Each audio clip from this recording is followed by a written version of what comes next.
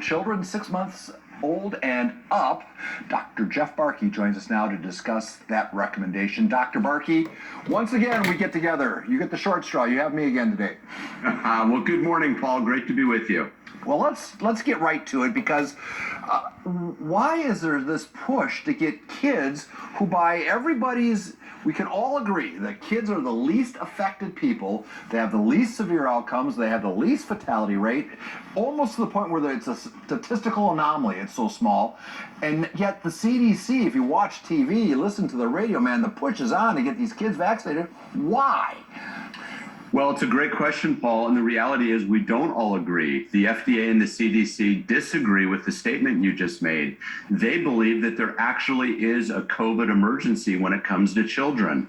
It isn't the case. No such emergency exists. And by the way, it's not my opinion. Go to the CDC website, type in COVID deaths by age, and you'll see just over about 1,000 deaths in folks less than 18 have occurred throughout the pandemic. That's over 2 years. Now, of course, every one of those deaths is a horrible tragedy, especially in a child. But the reality is there hasn't been a death in a well child under 18.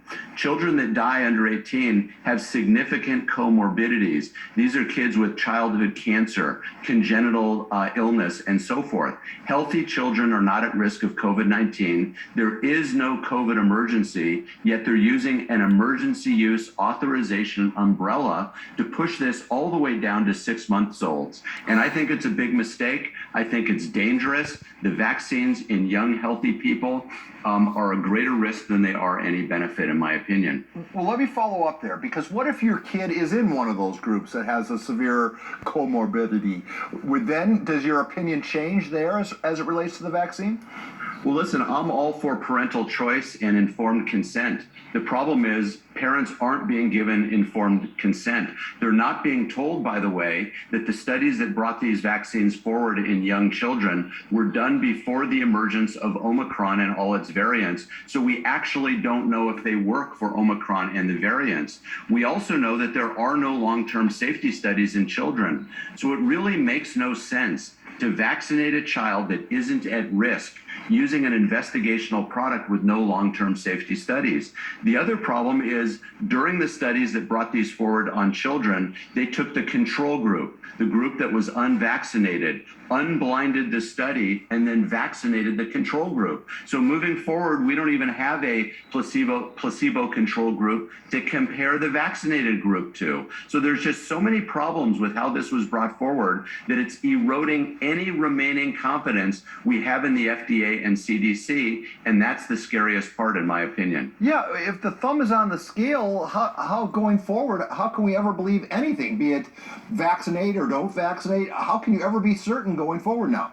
Yeah, you're right. It's really difficult. There were researchers out of Johns Hopkins, for example, that looked at 48,000 COVID cases by evaluating records of less than 18. They concluded that the mortality rate in healthy kids with COVID-19 was 0% mortality rate in a healthy child, yet the FDA and the CDC is pushing this thing as if there's some legitimate emergency, and that emergency simply doesn't exist.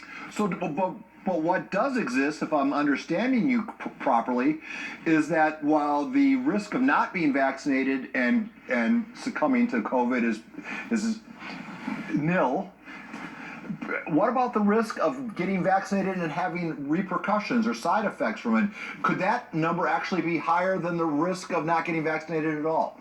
Well, many of us believe that's actually the case, Paul, and unfortunately they don't talk about that as well. They don't talk about the risk of myocarditis and pericarditis, particularly in young men. They don't talk about the risk of injury and side effects that occur with this virus, and has been reported in the thousands to the VAERS vaccine reporting system. They never talk about that. All they talk about is the potential, and I think it's very low, the potential of benefit. In my opinion, the risks outweigh the benefit, and under no circumstances should a healthy child be vaccinated against COVID-19. And then finally, Paul, the CDC even acknowledges this, that up to 75% of kids less than 18 have already recovered from COVID.